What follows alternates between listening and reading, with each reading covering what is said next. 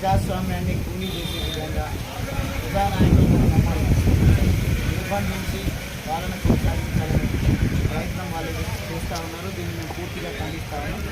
ప్రత్యేకించి మా నియోజకవర్గం అచ్చంపేట నియోజకవర్గం లింగాల మండలం అంబటిపల్లి గ్రామంలో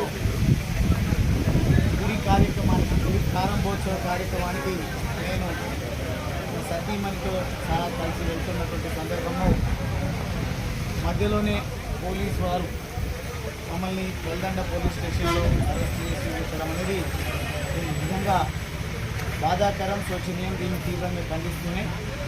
ఈ సందర్భంగా ఒక విషయాన్ని గుర్తు చేస్తూ ఉన్నాం. గౌరవ ముఖ్యమంత్రి రేవంత్ రెడ్డి గారు అచ్చంపేట నియోజకవర్గ ఓటర్ స్థానికుడు.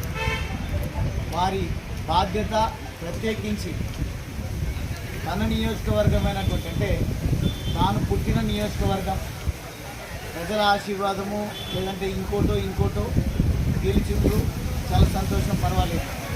కానీ తన సొంత నియోజకవర్గంలోనే జరుగుతున్నటువంటి దుర్మార్గాలను, ఆగడాలను నియంత్రించేటువంటి కట్టడి చేసేటువంటి విషయంలో ముఖ్యమంత్రి